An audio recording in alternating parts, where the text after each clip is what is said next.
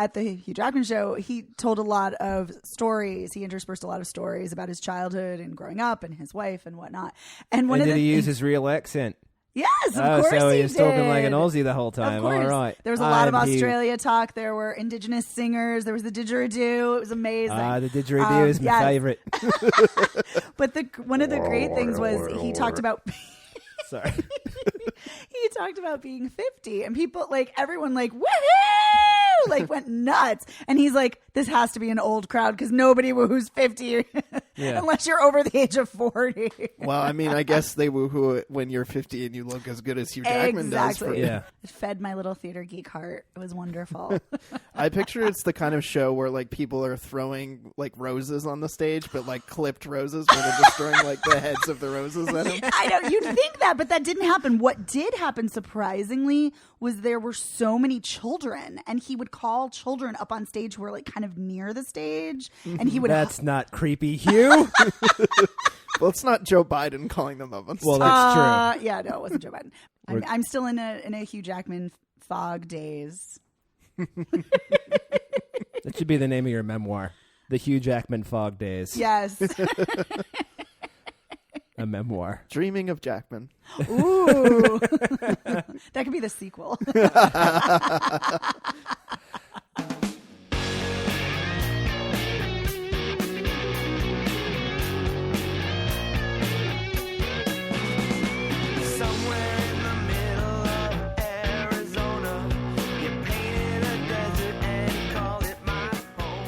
Welcome to another episode of Spoiler Piece Theater, the podcast that doesn't give a shit about spoilers. We just want to talk about the movies. My name is Dave Riedel. I write for Salt Lake City Weekly and Orlando Weekly. I am a member of the Boston Online Film Critics Association. My name is Evan Crean. I am editor for The Independent. I am co-chair of BAFTA and co-author of your 80s Movie Guide to Better Living. And joining us this week, presumably for the rest of her life... Locked in is our new co-host Megan Kearns. Thanks you guys for having me. Thank you for joining the team. We're very excited about this. I'm very excited as well, and very honored. Yeah, well, I have big shoes to fill. Yeah, well, it's Chris does wear a size 14, so yeah, I have no idea how big. I will never fill those shoes. I have no idea how big Chris's feet are. But anyway, thank you for being here. Thank you for sitting under Mr. Pacino as Serpico. Yes, it's not creepy at all. No. Leering over me.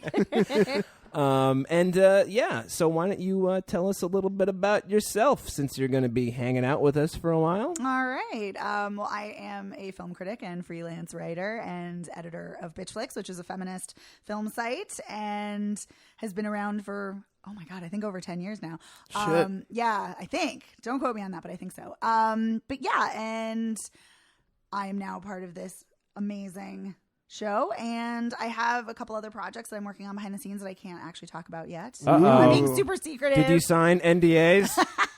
No. Oh, okay. Nothing that exciting or official. But okay. Yes. So that's pretty much me. Okay. I write from a very feminist, queer, vegan perspective, because that is what I am. So that's how that's the lens. Feminist, queer, and vegan. Yes, all three, the trifecta. FQV. That's a whole different set of letters. Yes. Yeah. So that tends to be the lens I look through when I watch films and when I talk about them and write about them. But cool. Yeah. Well, I am looking forward to that perspective. Mostly the vegan part, because you can't have enough stuff about not using animal products in what you eat. Well, so it's interesting though. We'll talk about that later. No, and I'm not. No, it comes. It's surprising in how much it actually comes up in films. Well, yeah. Well, I am kind of joking about it, but at the same time, I have yes, duh. But at the same time, I have had extended periods of time where I have followed a vegan diet. So yeah. Very cool. Like I'm not like fuck that shit. You know, eat what you want, Christ. I mean, that's pretty much my stance as well. Yeah. So anyway, you can make choices, some of which are wrong, but that's fine. But you can make those wrong choices. Yeah, that's right. I won't judge. No. Wink. Judgment-free zone. So anyway, all right. So Megan has joined us. It's a new era. It's Spoiler Piece, and Indeed. in celebration of that, not really related actually to Megan joining the show at all. It's just we've got movies because that's what we do.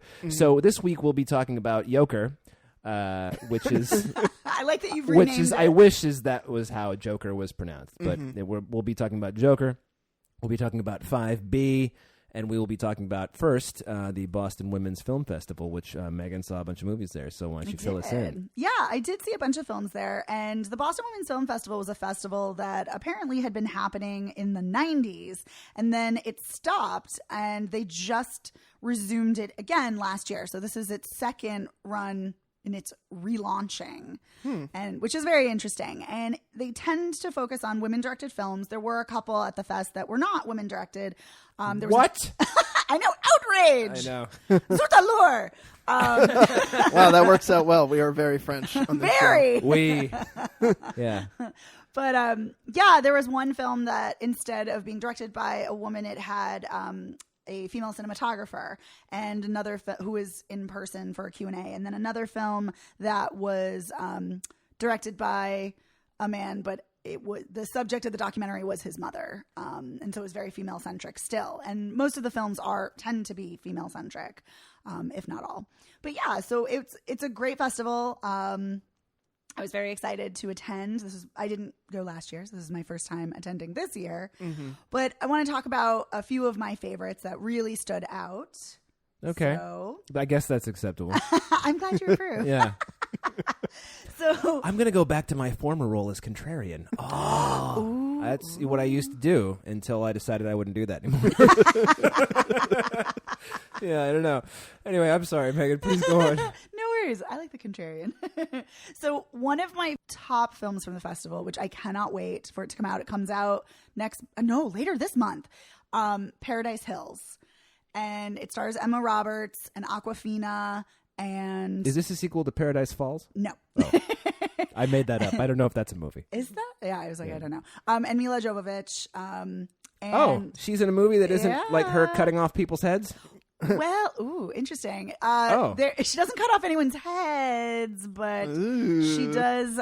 She's kind of this is the right place for this. This is a spoiler piece. She's like a plant woman and it's like in secret, and she ends up like sucking people's blood till they're dead, so she can become young. So she's young. like Audrey 2 from Little Shop of Horrors. Yeah. Except she looks like Mila Jovovich. Correct. Okay. Yes. She's like an Audrey 2, Mila Jovovich hybrid, if you will. Right. But yeah, so this film is it's directed by Alice Waddington. It's her directorial debut. She has a background in costume design, and she did not do the costuming, although I cannot imagine that she didn't have a strong hand in this, because the costuming is absolutely exquisite and plays a really interesting role in the film too, in that a lot of the costumes are white, so that it's really reinforcing this very virginal, pure quality of the film, because the film is it's a fantasy sci-fi dystopian where young women are sent to this island called Paradise. And it's essentially like a boarding school to teach women how to be proper and ultra feminine, very hyper feminine. And the women, the kind of core 4 women in the film, don't want to be there. Their family has forced them, or they kind of have to be there for various reasons. And they are all individual, and they like who they are, and they don't want to change. So it's this really interesting film about the tension between conformity and individuality and uniqueness. And the film is the cinematography is gorgeous. Oh, it's also co-written by Nacho Vigalondo, who did Colossal, which was one of my absolute favorite films of recent years. But anyway, it's this kind of bonkers film that I would imagine you either love it or you hate it. And I completely loved it. I bought into it, thought it was great. And it was great to see the female camaraderie. And it's gorgeous to look at. And it's interesting because the director said on Twitter that it was just a fun, kind of light, silly film. But it's interesting because the film is actually dealing with some weighty issues like class issues and gender and beauty norms. So for a film that she claims is so light, it's got a lot more heft to it. Does it pass the Bechdel test? It does. Nice. Where does the plant lady fit into that? Yeah, so there's some Does she strange pass things. the Bechdel test herself? Does she talk to a woman about not a guy? I don't know. I'm trying to think if she does. Yes, she does. I also have does. questions, by the way, about minutia of the Bechdel test. I love it. Which we'll get to. We will. But, we can definitely talk about the Bechdel test. Yeah. But yeah, so this is a great film. I cannot wait for this to come out. I want you guys to see it and talk about it because I hope you'll see it because it's great. It's weird. It's great. You've piqued my interest. Definitely. I love it. You had me at Plant Woman. I know. I should have started with that. I know. I was so taken in with like the Rococo art design and the beautiful color palettes and how they led into this kind of tension of, heteronormative beauty standards and gender expectations. And I love that I could have just said Plant Woman. Yeah. That's what I should have just said. Yeah. But it is great. One of the other films is The Awakening of the Ants, which is... What? Yeah, I know. Why don't you just call it The Ant Awakening? What? The Awakening of the Ant. It's like the person who wrote it is a color commentator for the Red Sox. Off the glove of Bogarts. Why do you say off Bogart's glove? Why does every baseball in it? Anyway, that's another fucking gripe for another. I did, yeah. The interesting thing is that this is a Costa Rican film, and this is actually the Costa Rican entry for the Oscars for Best Foreign Language Film, or now is this going to be the Best International Feature Film. But in Spanish, the title is just ants. It's just, I think it's tortugas. Whatever the word for ants is, it's just that. So it's a live-action version of Ants starring Woody Allen. Correct. Right. Okay. You guessed it. But yeah, so The Awakening of the Ants is also one of my favorite films. It was beautiful. It's this gorgeous film about a woman who is a young mother and wife and how she doesn't want to have any more children. But people keep asking her, hey, when are you going to have more kids? And her husband wants more babies. And they already have 2 daughters. She's done. She doesn't want any more. She's a seamstress. She wants to focus on her career.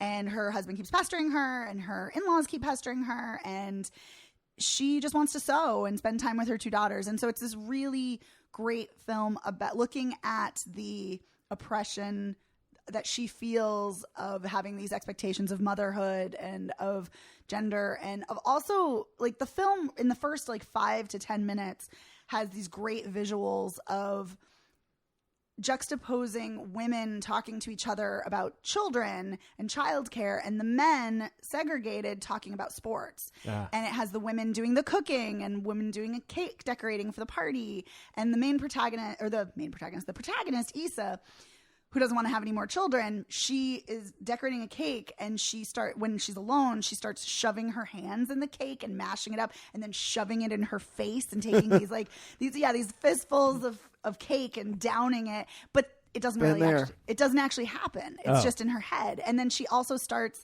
seeing all of these ants and flies and moths, and as if there's an infestation in her as if house. They've been awakened. Correct. You might say. Yeah, but I might. One might.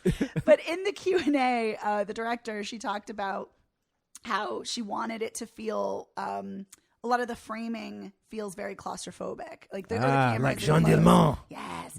The camera's in close, and in scenes where there are wider shots where it'll show the whole family, there's a lot of chaos kind of happening noise-wise and visually, but you'll see Issa kind of off to the side, shoved in the back, as if she's being swallowed kind of by her family.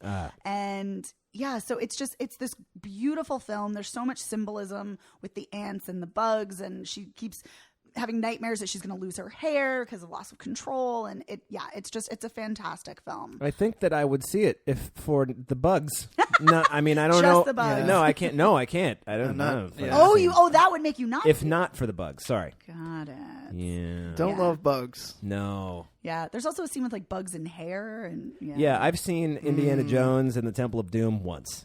So, yeah, that scene is gross. Yeah. That scene is very I don't love how much Kate Capshaw screams through that movie, but that is an acceptable period of screaming. Yes. I actually love her screaming in that. And I know everybody hates her because she's so whiny and annoying, but I kind of love it. Yeah. I have to say. Yeah.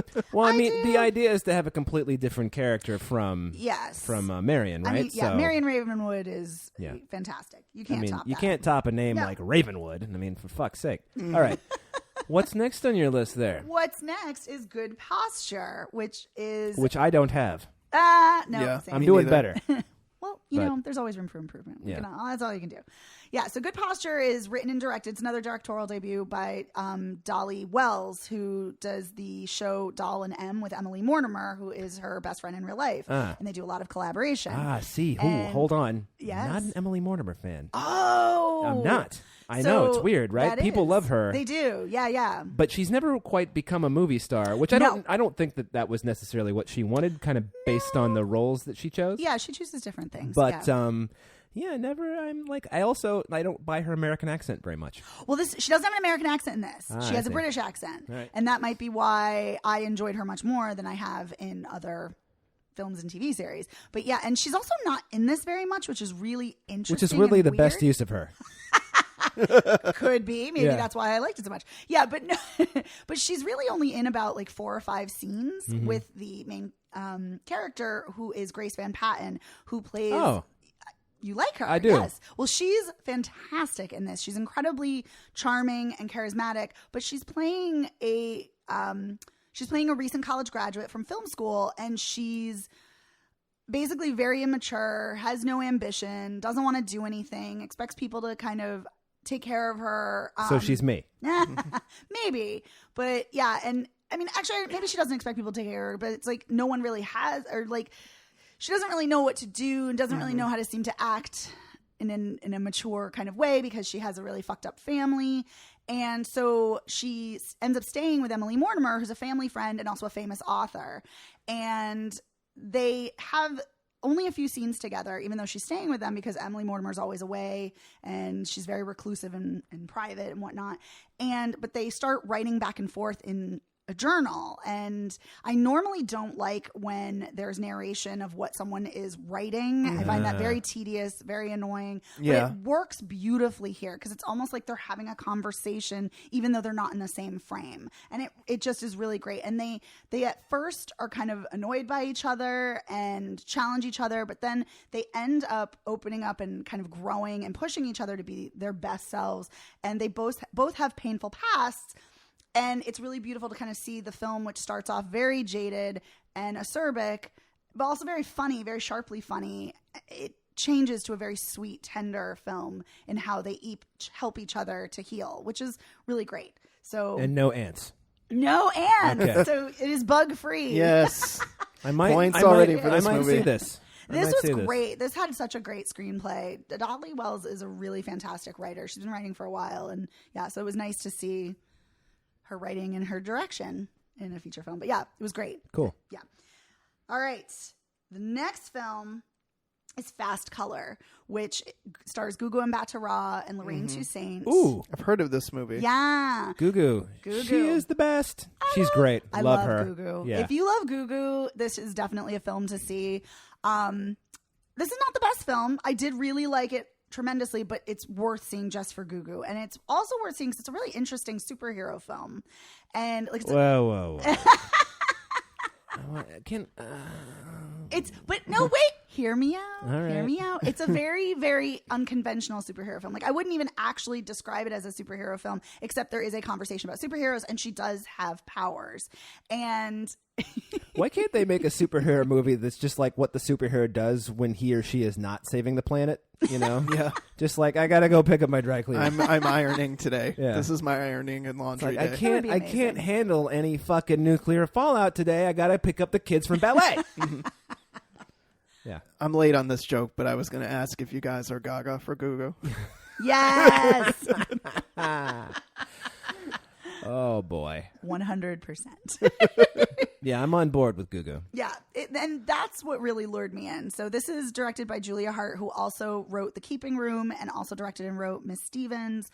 And she wrote and co-wrote and directed this. And yeah, so Gugu, her character is on the run from scientists who work for the government who want to test her and study her because of her powers.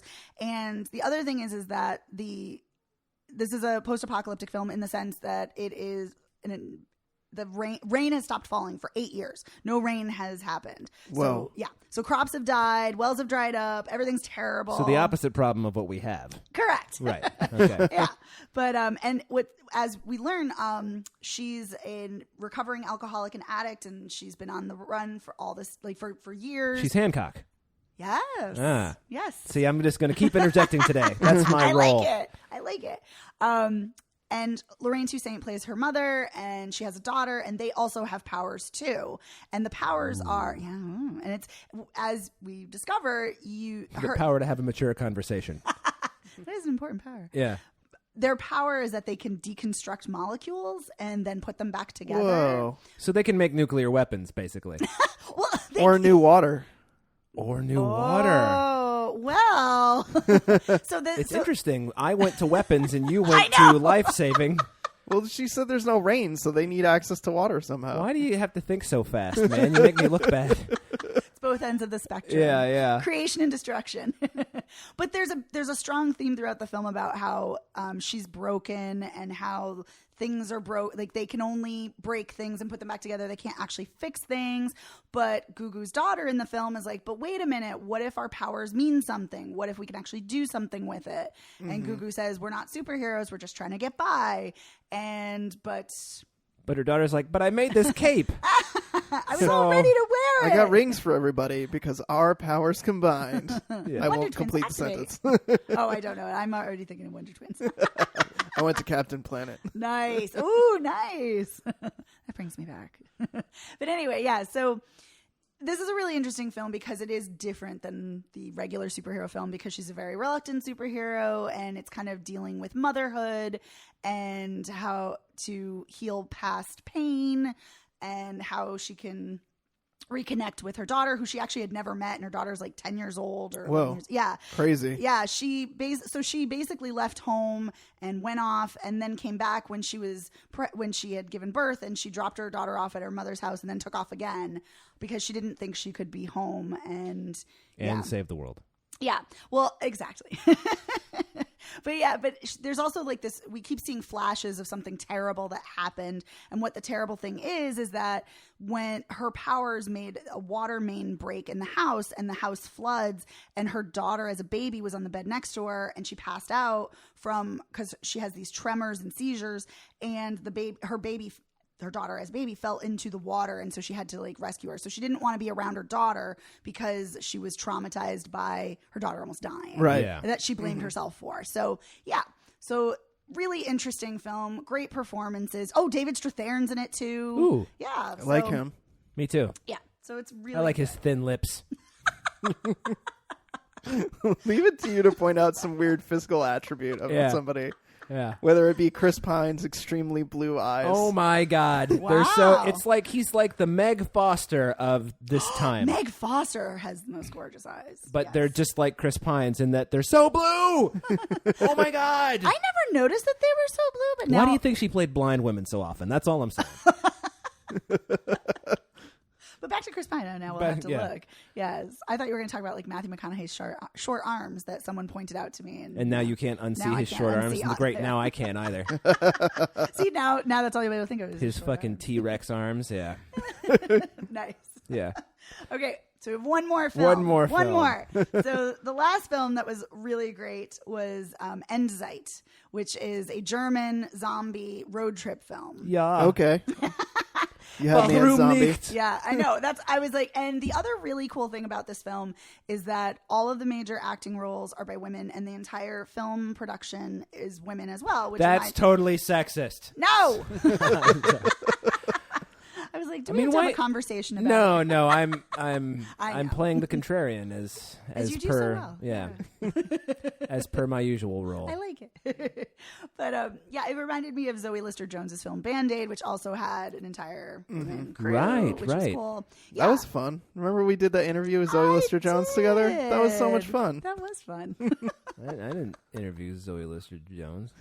I love Zoe Lister-Jones. You should have. I know. Well, I should have seen the movie too. You should have. It's great. No, it's Adam Pally, isn't it too? Yes. Right? Yeah. yeah. Yes. It's the husband and wife who do Yes. the band to like save their marriage. Right, Yeah. because they're going to break And up. Fred Yeah. Armisen is the drummer in their band. Yes. That's See, right. strike one, man. I I know. I'm not a Fred Armisen. I'm not I'm not either. I know. I'm not a Fred Armisen person, Oh, I'm but I'm not. definitely He's weird. I'll say it. I'm not.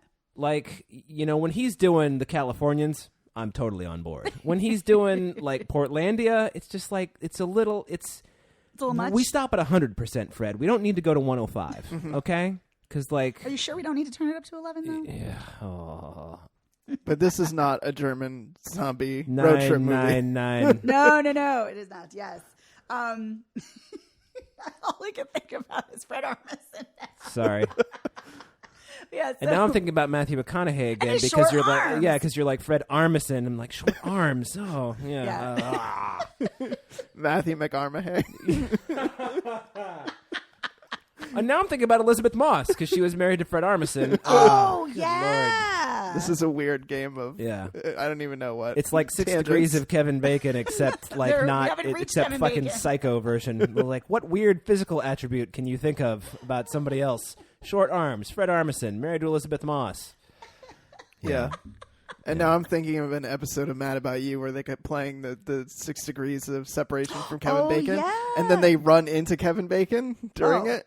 Maybe I don't remember this. Yes. Yeah, I I'm don't thinking about remember all at the bad movies Kevin Bacon was in the 80s. He's done a lot. A lot of bad movies. I mean, he's done more bad movies than good. He's like the John Candy of serious actors. You know, John Candy only made bad movies until he made Planes, Trains as the lead. Oh, I was going to say, wait until a he minute. made Planes, Trains, and Automobiles, and then he only made bad movies after that. But he was in definitely more bad movies than good movies, Correct. just like Kevin Bacon, Correct. except more dramas. Yeah, although I still think my favorite John Candy role is his supporting role in Splash. Hands Oh, down. that's good. I like him as Dewey Oxberger in Stripes, of course. I do. Oh, yeah. I have a soft spot for Uncle Buck. I do. Yes, I like Uncle Buck too. Yeah. It's not like great, but Yeah, I mean, same thing with Summer Rental. It's not like a great movie, but like I used to John watch Candy that a lot. is good in it. Yeah. Like he's good at playing the kind of dopey dad character. Yes, John Exactly. Candy was a fine actor. That is true. Yes. So, Exactly. and I'm not being facetious. No, I mean he was good even when his movies weren't Yeah. necessarily good. Correct. But anyway, we've come a long way yet We've again. come a long way from the German zombie movie. Oh yeah, back to the German zombie film. Yeah, so the zombie apocalypse has happened 2 years prior. There are only 2 cities left, supposedly. In Germany or in everywhere? Germany, no, I don't. They never say, but they just say there's 2 cities left, and they're 2 German Deutschland cities. über alles. No vive la France. Okay, No, all right. I don't know. I'm just- And I don't know if they're intimating that it's just the known world that they know of. Is there's only 2 cities? Who knows? yeah. But yeah, so it's just 2 cities, Weimar and Jena.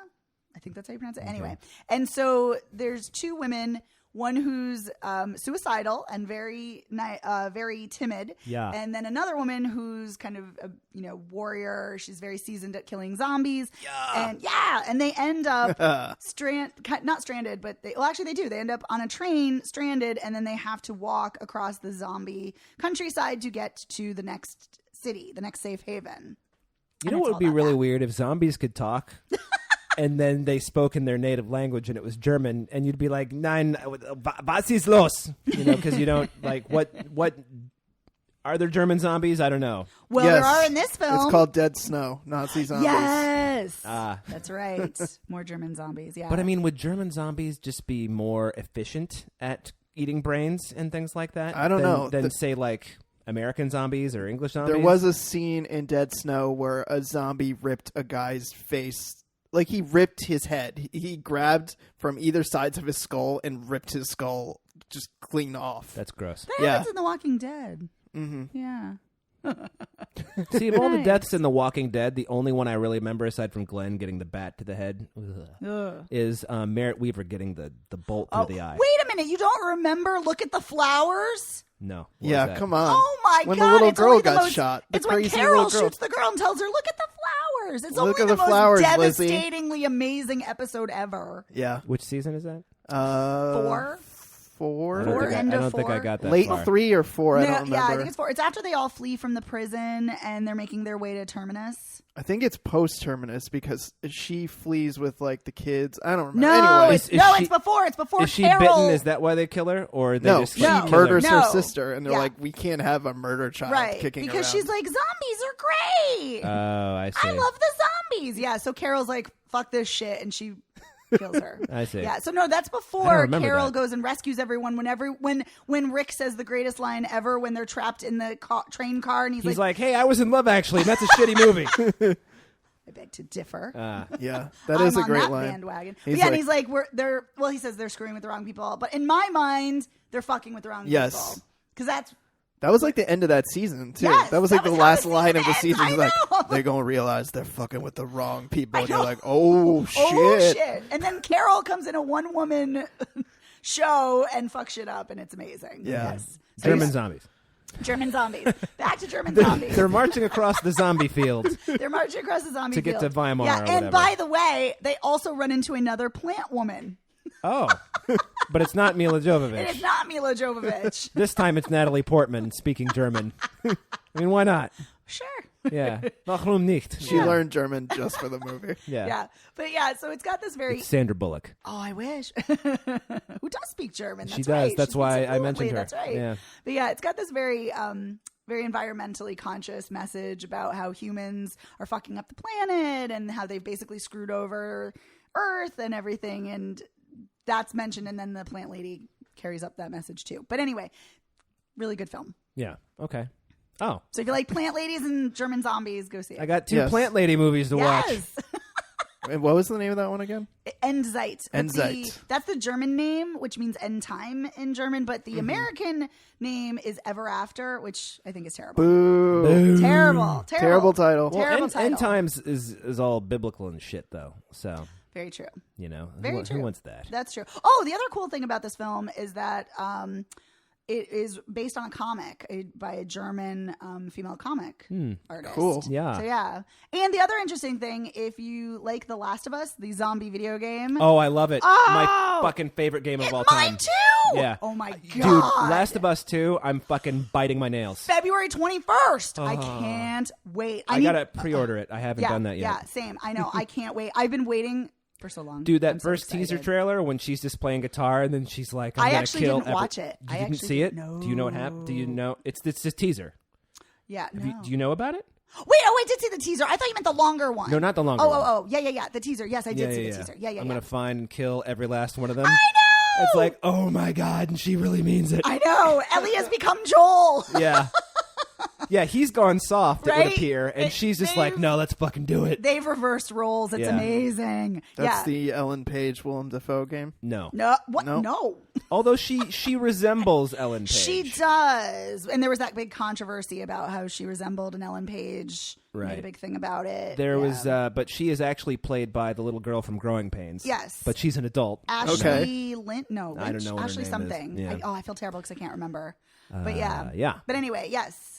But that, oh my God. If you haven't played it, you need to play it. It's only the greatest game ever. That's true. It's I so played fun. it. I played it system 4 I can times. Play it on. I've only played it 3, so I So need to and now I'm increase. going to do the hardest. Like you know how Oh, every time you yes. go back, you can Yes, play the yes. hardest level, but keep all your weapons. Exactly. So now I'm going to be in the hardest one, and I don't know what happens. It's like you kill them and they come back to life, or there's just a million of them. I don't know. I think there's a million of them. It's like but I don't know. the trick birthday cake candles that you keep blow blowing out and they don't just go come out. back. It's like you keep shooting the zombies and they just just fall get down and back just keep up. getting back It's up. like, ah, fuck it. They pop up. Yeah. Or maybe you don't get ammo in certain spots. Who knows? The thing about Last of Us that's so cool, though, they're zombies more or less, but they're not zombies. It's a fungal infection the that takes cordyceps. over your brain, which actually happens to some. Yes, insects. insects. Oh my God. And that's where they got the idea from it, Yeah. was watching Planet Earth. Yeah. Yeah. So which any is spray. crazy.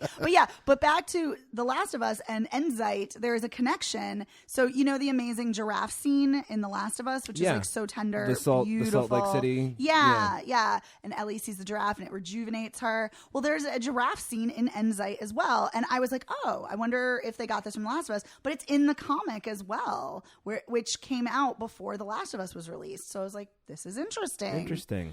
It's like apparently giraffes inspire people in zombie apocalypses. Okay. Who knew? All right. But yeah. Well, moving on from a zombie Oh my God. apocalypses and giraffes to Yes. 5 5B. Yeah. 5B. Ooh, Cinq Bay. Mm-hmm. Very nice. Yeah, 5B is a documentary which is co-directed by Paul Haggis and Dan Krause. I say Paul Haggis because Dave hates Paul Haggis. So I it's don't hate Paul Haggis. I mean, he's terribly fucking overrated and kind of a shitty writer. But, you know, all right. he co-directed a really good documentary. No. Yeah. It's all Dan Krause and they put his name on it. That's a joke. I don't know whether that's true. So 5B is a documentary about the staff and the patients of San Francisco General Hospital's Special AIDS Ward, which was called 5B. Special AIDS means? Special AIDS Ward.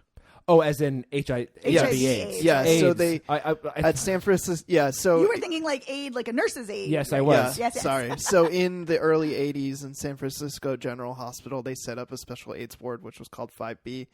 And I think it ran until a few years ago. Like it shut down like less than a decade ago. But it chronicles the work that they did there and how they were on the front lines of the AIDS crisis from the early 80s, recognizing that this was an epidemic and this was a problem, and that, you know, people were afraid to touch people with HIV and AIDS. Like, they wouldn't go near them, and their ward was, you know, taking a much more compassionate approach. Like, I think if I were to describe this movie in one sentence, I would say that medicine has never been so compassionately punk rock.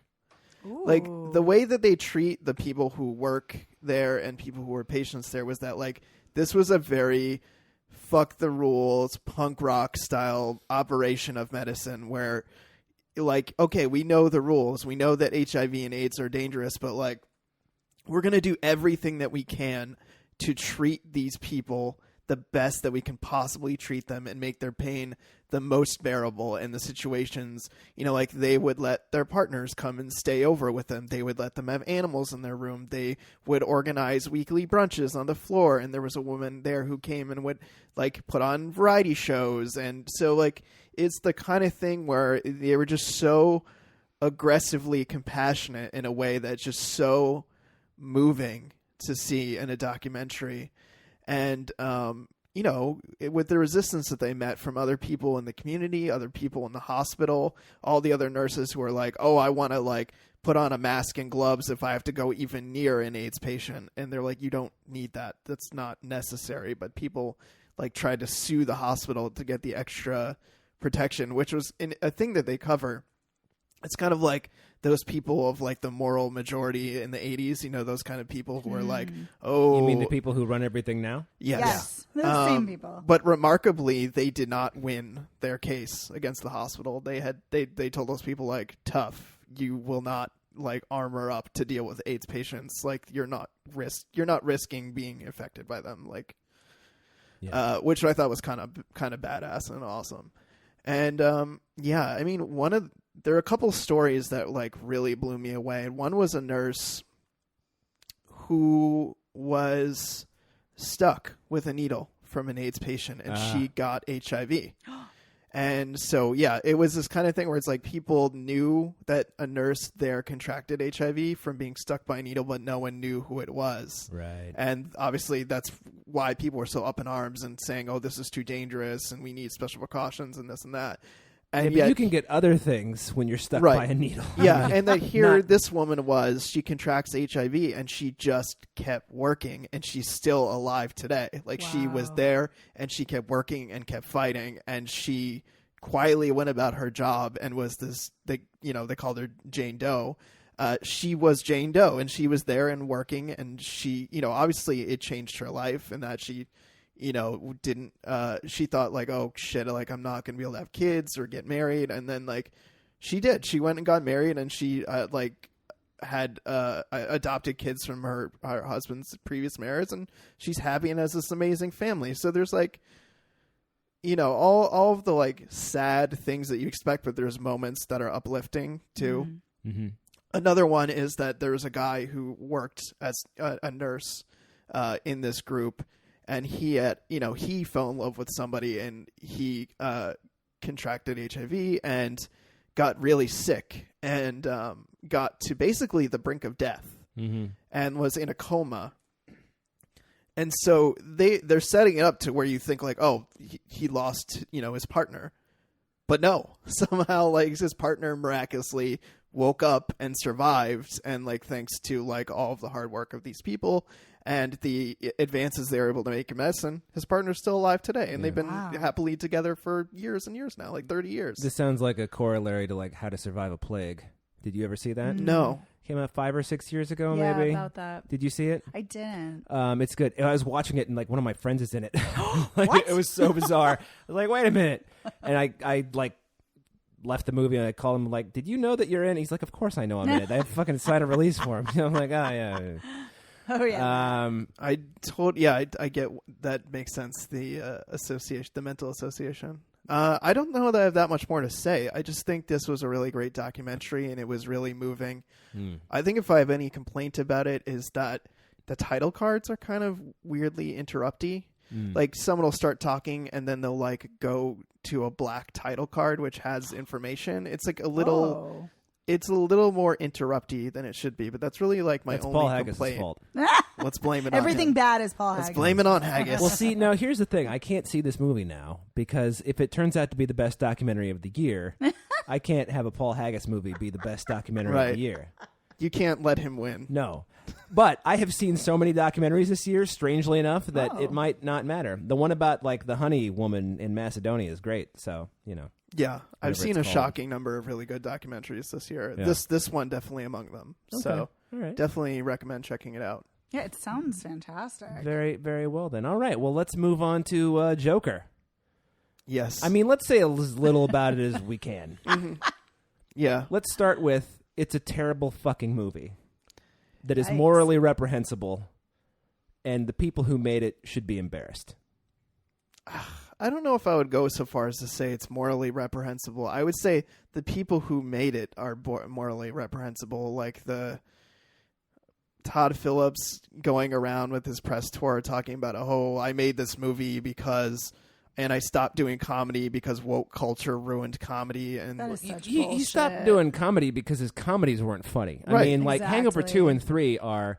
I mean, Hangover 2 is The Hangover, except not funny. Right. I found it unwatchable. Yeah, and then Hangover 3 is like a different... It's like from a different planet, right. you know? And it's like, how could you make this worse? Yeah. And I didn't actually dislike Hangover 3, but I do remember watching it being like, this is not a comedy. Like, this is a fucking weird, It is weird. strange action movie, you know? So yeah, I mean, I was annoyed by that. Yeah. The Todd Phillips trying to Well, claim that's the that whole woke thing. culture It's ruined like, comedy. What's with punching down? I mean, Thank you. You know, Comedy is supposed to punch up, not down. right. Exactly. And the thing about, you know, people, I got to bring up the fucking Saturday Night Live guy. What's his name? Shane Gillis? Is that his name? Yeah. You know, you're talking about like, I don't know if he ever used the word edgy, but people are like, well, his humor's edgy. And it's like, no, it's not. It's fucking racist. That racist is not lazy. edgy. Like Yes. racism, it points to laziness, and I think Exactly. any comedian worth their salt would say that. I saw an interview from like 1991 where George Carlin was talking to Larry King, and he was just talking about Andrew Dice Clay and saying about how like, look, he's a comedian, he can do and say whatever he wants, but like I don't agree with making like edgy jokes. Like I don't agree with the idea of like punching down like that and going Yeah. after people who minorities and people like groups that are underdogs essentially. Like that's not funny to me. It's Yeah. not funny to me to pick on people. Like the point of comedy is to punch up and to like go after people in power because that's what you're supposed to do in comedy, not Exactly. make fun of the little guy essentially. Yeah. But yeah, so it's just annoying for somebody to make a movie and claim, oh, you know, comedy's been ruined by woke culture. There's plenty of people who still manage to be funny. There actually, there was a great, Dave, you had it too on Twitter, and I saw it as well about the writer from Santa Clarita Diet tweeted about all the people like, oh, you know, woke culture killed comedy. I guess we better tell Hannah Gadsby that. And, Yeah. you know, Oh, and they mentioned Mulaney actually in they that mentioned too. Mulaney. Yeah, exactly. Kumail Nanjiani. Yep. And there was a very Yeah. long Yep, list of comedians who are exactly. still very funny without going after. Yeah. And I'm sure Gary Goldman is among them. Speaking Yeah. of people, Gary Goldman is in The Joker. He's and in Joker. Yes. He has been doing a thing where every day he tweets a tip about writing comedy, and he's definitely talked about things like that.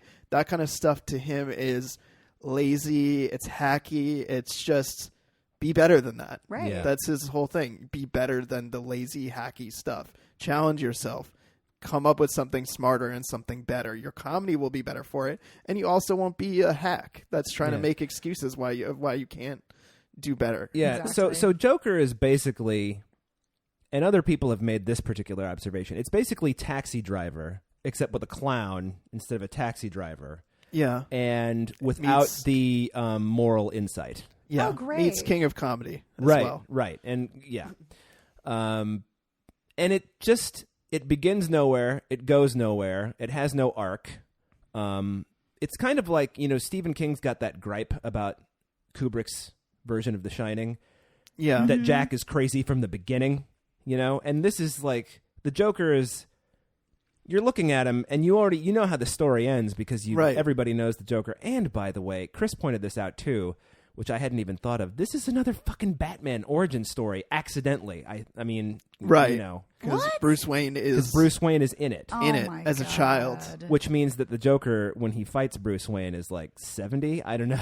'Cause Yeah. Joaquin Phoenix is like 45. Yeah, right? it's weird, and this one is not a joke. The Joker killed Batman's parents, but it's kind of like he indirectly killed them because he sparks this crazy political revolution where people are running around in clowns' masks, creating like chaos, and they kill Bruce Wayne's parents coming out of a theater. Yeah. Now, I am not the authority, by the way, on Batman. I don't know Oh, me neither. how Thomas Wayne is portrayed in the comics, if he's portrayed at all. I mean, I don't know. Not usually. I mean, at least in the things that I've seen him in, the character, he's usually very minimally involved and very kind of flat, but he's usually But he's portrayed as kind of benevolent. he's very benevolent. He's a kind of upstanding rich guy who wants to use his money for good and take care of people. Yeah. And this, He's is like the poor man's Chris Cooper. I don't know the Yes. actor's name. I can't remember. But you're watching it going like, Chris Cooper would have done this a lot better. right, and he plays this like And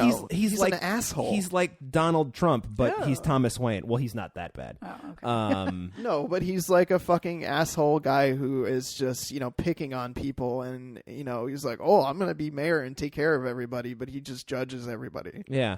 And the other thing is, it's like, one of the things that, it's not confusing, it's just like this movie doesn't know what it is, because Todd Phillips is like, I think what bothers me about his whole thing about, woke culture or whatever, this is why I can't make comedies. So then what did you do? You went out and made another movie you wanted to make.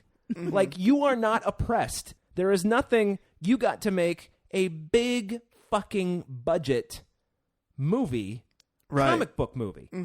What the fuck are you bitching about? Seriously. Yeah. I don't know. It's a long way from Road Trip. Congratulations, you won. Yeah, and old school. Yeah. But the sad thing is he probably doesn't see it that way because, the PC police are keeping him down and getting in the way of what he wants to do. And you know what? To that I say, go ahead and make the fucking anti-woke irreverent comedy you want to make and deal Right? with it, man. Exactly. Deal with the fallout and the backlash. If it is actually funny, then I'll be the first person to say, "Hey man, that was funny." But, fuck, we're not even talking about the Joker. Let's talk about the Joker. It sucks. Yeah, Joaquin Phoenix is good. he's really good. I don't usually buy his kind of thing. Really? But I'm not a Joaquin Interesting. fan. I no. generally like him. I think he's good. He's good at playing very emotionally, mentally distressed kind of characters. And I Tortured think souls. tortured yeah. souls, yeah, and I think that comes through here. Where Yeah. he's also freakishly gaunt in this. He's very thin and like scary thin, like Chris. What the fuck is his name? Chris Pine, No. I was going to say Chris Pine, too. Why am I blanking on his name? an actor, Yes, Christian Bale. Christian Bale. Christian Christian yeah. Bale. He's like Christian Bale. Wait, are we talking about like Machinist? machinist? Christian thin Bale? in this. Oh, he's Ooh. not that thin, is he? Joaquin Phoenix is really thin in this. Yeah, he is. Like his but bones are sticking out, and he's like in that actually, way. there's one scene where you see him from behind, and you see he's not wearing a shirt. And Yeah, you he's, like, see stretching his clown shoes his out. shoulders. Oh my god, it's creepy how bony they are. Wow. Yeah, Yeah, so he's good, like both physically and emotionally in the role. yeah. But the movie is just not good. Like you said, it doesn't have an arc. Bob was saying this after we saw it. It's mechanically unsettling. Like it does the things that are supposed to be unsettling. Oh, we got Dutch angles, or we've got this violin music cue. But it's not actually like it's doing the things, but it's not actually disturbing you. Yeah. If that makes any sense. Well, the other thing is that it is fucking leaden paced. I mean, it is, and I'm fine with movies that are slow. I like slow movies, but this movie, like, I checked my watch twice during the first hour. Man, I never do that. Yeah, It You feels know? like a very long 2 hours. And by the time it was over, I wasn't at first I wasn't even sure how I felt about the movie, which generally is not a great sign. Sometimes I turn around and think about it and I'm like, okay, I liked that movie. This time I was like, no, I don't know. Oh, no, I didn't like this movie. Yeah. It was long, it was boring. It felt like it was circling around something important it was going to say politically, this whole idea that the Joker spawns this kind of political revolution, almost like an Occupy style, movement. But it never says anything substantive about it. Right. There's this whole idea of, the city is decaying. There's a garbage strike and garbage is piling up and things are closing down, and the mental hospital that he goes to or the social services that he gets are being cut due to budget. And it seems like there's something that could have been said there, but it was too busy going for shock value in places where it's like, oh, he murders. Right. Like the thing is that he like initially snaps because like these Wall Street guys basically beat the shit out of him on a subway train and he murders them. Like he takes out a gun that somebody else gave him and he kills all three guys, and then that's when he kind of goes, which I like, was not really expecting. starts It makes losing it it. seem in the trailer like he just gets the shit kicked out of him by those three guys. You don't Right. realize Right. that, like, and shooting anybody is horribly violent. But the last one that he kills, also, I don't like it when the bullets add up. That gun has 6 chambers. He fires 8 shots without reloading. I count because I always count. Ever since I saw 48 Hours, I always count. So, there's that. So the first one is just a surprise, brains splattered. The second one, he shoots twice in the chest, and then the third one, he Yeah. shoots in like the calf, and the guy's limping away down the subway platform, and then he shoots him a couple more times on the stairs. And it's creepy. And it's the first time I ever felt bad for a Wall Street guy who got shot in a movie. But the thing that was very confusing is not the word. The thing that is strange about it to me is, Todd Phillips obviously has this complex, because he's a co-writer too, about being oppressed. But he's a rich person by nature of what he does. And anyone who's like, well, maybe fuck you. All right. But then the rich people are the bad guys in this movie, but they're not really the bad guy. I mean, it's just you can always lean back on the Joker's crazy, Right. Arthur Fleck, Arthur Fleck, is that Yes. his name? He's nuts. So, did the city abandon him? Did social services, whatever, abandon? Yes. I mean, in this movie, of course, pointedly takes place in the 80s, but it must be the early 80s because it still looks like the 70s. Right.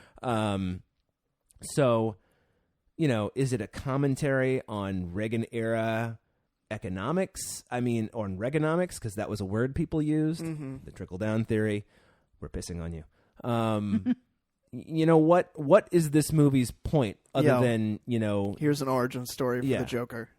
and it's not compelling. It's not just basically you watch this guy who's already severely mentally ill deteriorate even farther because people are mean to him. Yeah, they beat him up. The first scene, he's working. He works as a clown, and he's working a going out of business sale, and these kids steal a sign and beat the shit out of him, break the sign, and then Which is in run the off trailer. with his money. Yeah. People are just they look down on him and they're mean to him, including the other clowns. He uncontrollably laughs, which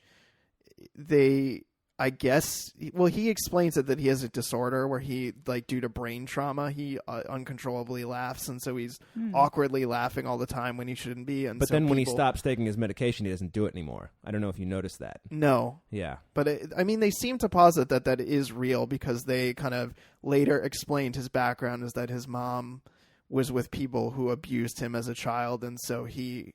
he had brain trauma. So, he's definitely fucked up. Yeah. And he's also, of course, there's an incel angle to it, which I don't know if is intentional or not. But basically, he's an incel. Involuntary celibate. Oh, I was Yeah. I'm racking my brain, what the hell is incel?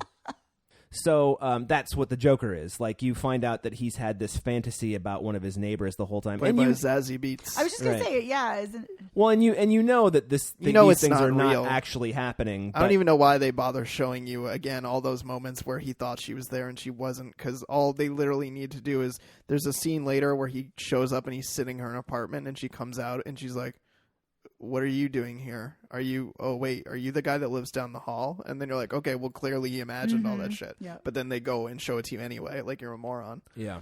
Well, Todd Phillips thinks you're stupid because he thinks that you don't understand his irreverent comedy. So, he's got to hold your hand. Yeah. I mean, it's like, not that it should be fun. Comic book movies don't have to be fun. The Joker is scarier when you don't know.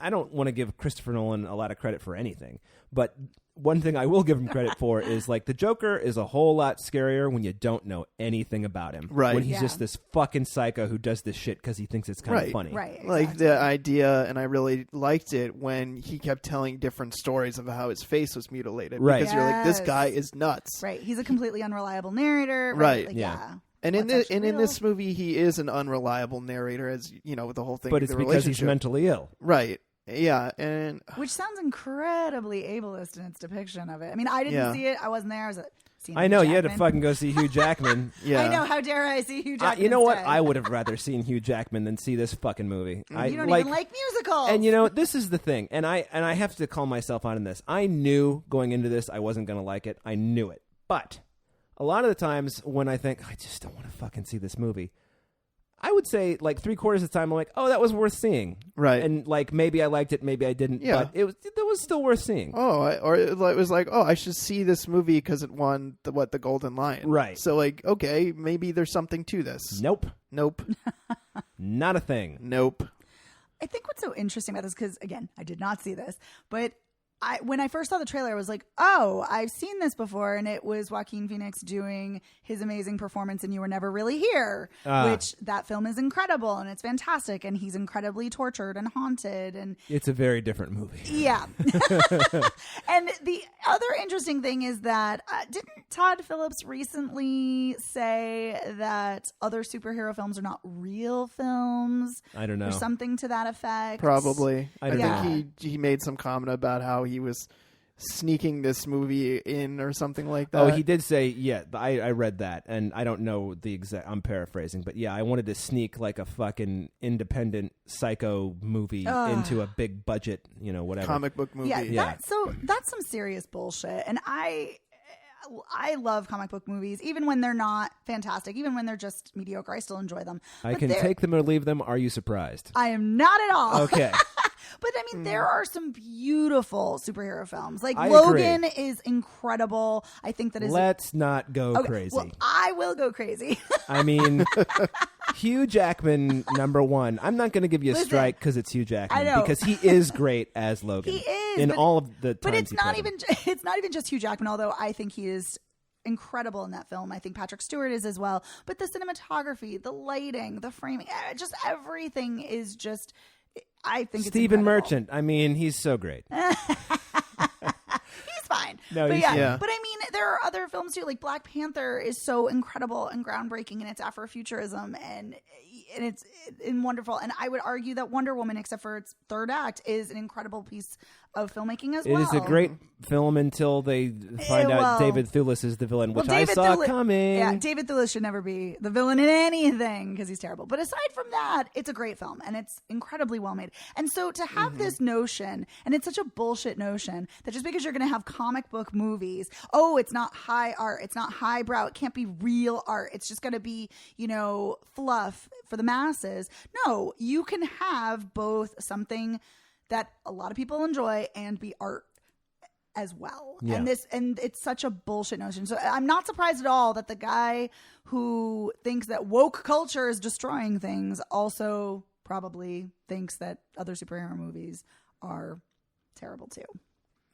But it doesn't sound like, from what you guys are saying, that like anything is really original. It sounds everything he did in this film was incredibly derivative. Like, It is. Yes. Absolutely. Yeah, I mean, much in the way his movie War Dogs from a few years ago was basically like, his attempt at Goodfellas. It's like, God. Everybody's trying to Which make one their is War Dogs? War Dogs is the one with Miles Miles Teller Teller? and Yeah, Jonah yeah. Hill. It's Jonah like, Hill, yeah. like everybody, and that's fine. Like it was a decent take on Goodfellas. Like I found it enjoyable. But yeah, you're right. It is derivative. We talked about, Taxi Driver and Yeah. King of Comedy, and yeah, but yeah.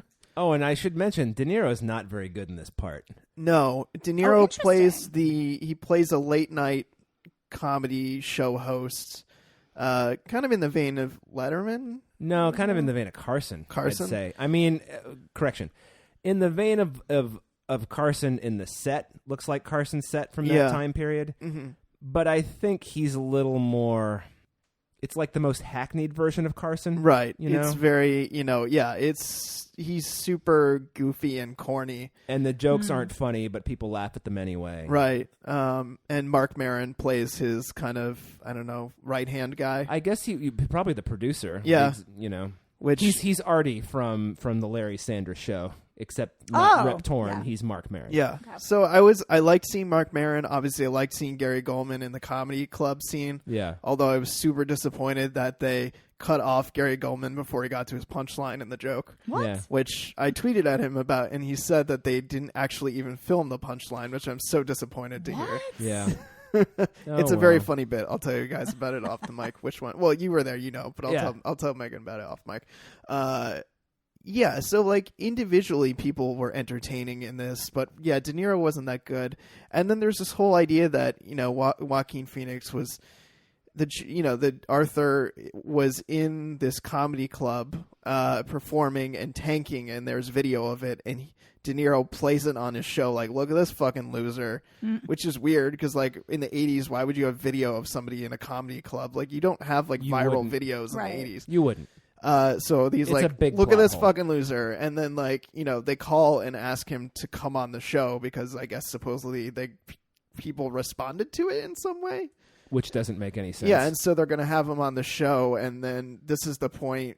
He's gone off his meds. He's gone off his meds. He's killed his mother. He's he suffocated her in the hospital. He killed this other guy who is a shithead to him. It was another clown. He like stabs him in front of this other clown who's a little person.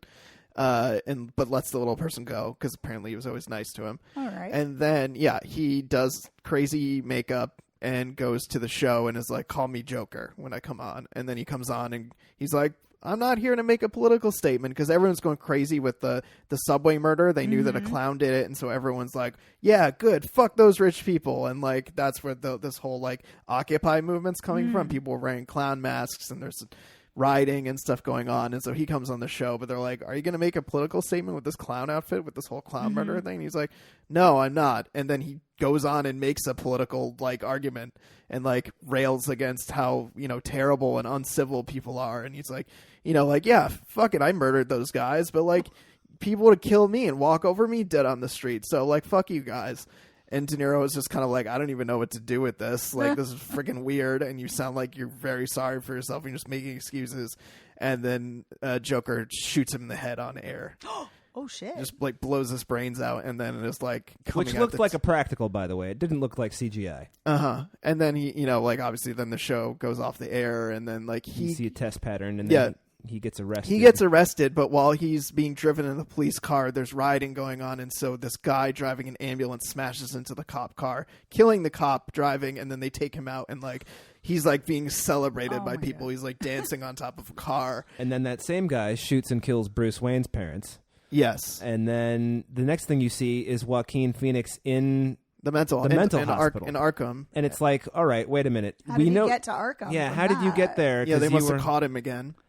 So the last scene is him in Arkham Asylum, and he's talking to this woman who's like his casework or whatever, and he's laughing. He's like, "Oh, I just thinking of a joke," and she's like, "Tell me." And then it like cuts to him like walking down the hallway with blood on his shoes. he says you wouldn't get it. Yeah.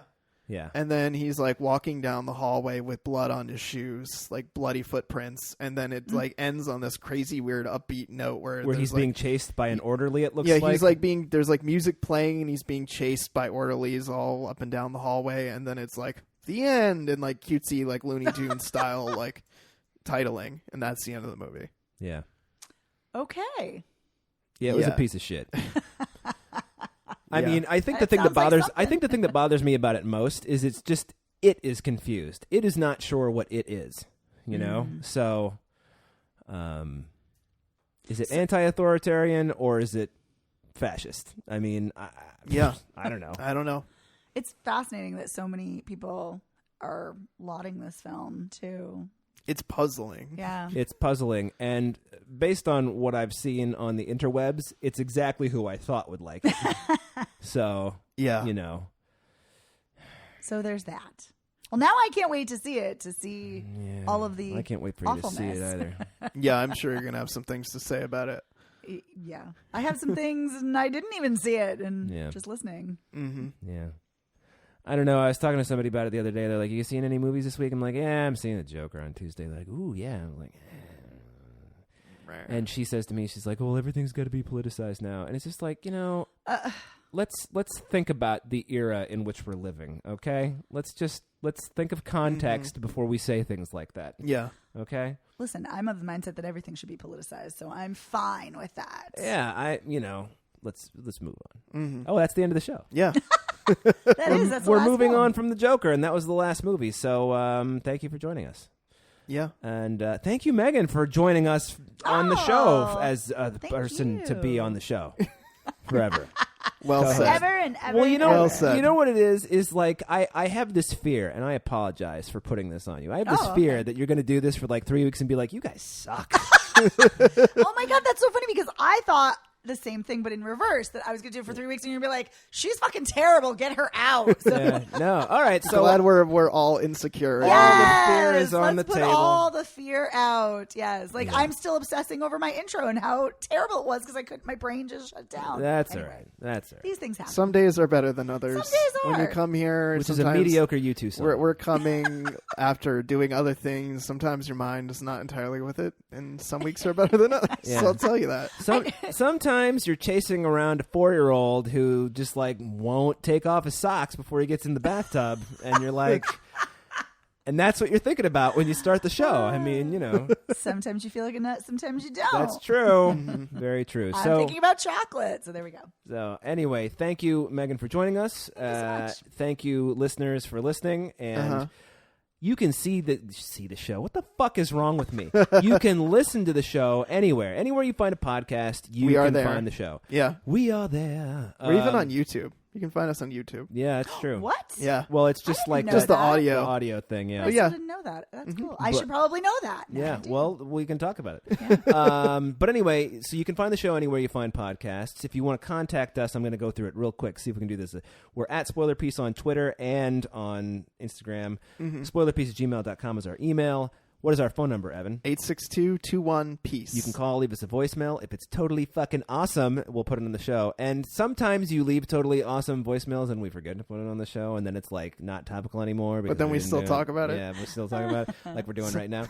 So that happens. And Yeah. spoilerpiece.com is the website. Spoilerpiece.libsyn.com is the host site. We're Spoiler Piece Theater on Facebook. Have I forgotten anything? I think I got it all. Yeah, I think you did. Okay. Oh, Patreon. Oh, Patreon. Yeah, the one where you give us money for being the fucking tightest podcast ever at 1 hour and 9 minutes. Patreon.com/spoilerpiece. Somebody asked me how to spell Patreon the other day, and I was like, Patreon. I mean, what? And they're like, oh, it's not like Patreon. I'm like, no, why would it be like patron if it's pronounced Patreon? They're Or did like- you just say patron? That's really awesome. Can you now use it in a sentence? Yeah, exactly. And also give us money. Yeah, But if you thank like you for the giving show. us your money if you do like the show. And if you don't like the show, then I guess don't give us money. I mean, it's your choice. It's Yeah. still a free country but for it's a also little while. we Well, try to but make not it much worth your longer. while to sign up Yeah. for Patreon. You get exclusive audio. Each week, we have polls which you can vote on. Polls. You Ooh, can I pick love a the movies that poll. we'll see and talk about in true. the exclusive audio. This week's exclusive audio is we're updating Evan's Psycho Stalker movie list. Yes. And he's got a couple that he hadn't seen that he has now seen, so it's a lot of fun. Yes. And that is the show. So my name is Dave Riedel. I write for Salt Lake City Weekly, Orlando Weekly. I'm a member of the Boston Online Film Critics Association. You can follow me on Twitter and Letterboxd as Dave Sees Movies. My name is Evan Crean. I am editor for The Independent. I am co-chair of BAFCA and co-author of your 80s Movie Guide to Better Living. And you can follow me on Twitter and on Letterboxd as Real Recon. And I am Megan Kearns. I'm a film critic and freelance writer. I am the editor at Bitchflix, and I am also a member of the Boston Online Film Critics Association. And you can find me on Twitter at OpinionSWorld. All right, so we'll see you next week. Yeah. Thanks, everybody. Bye. Bye. Thanks so much. Bye.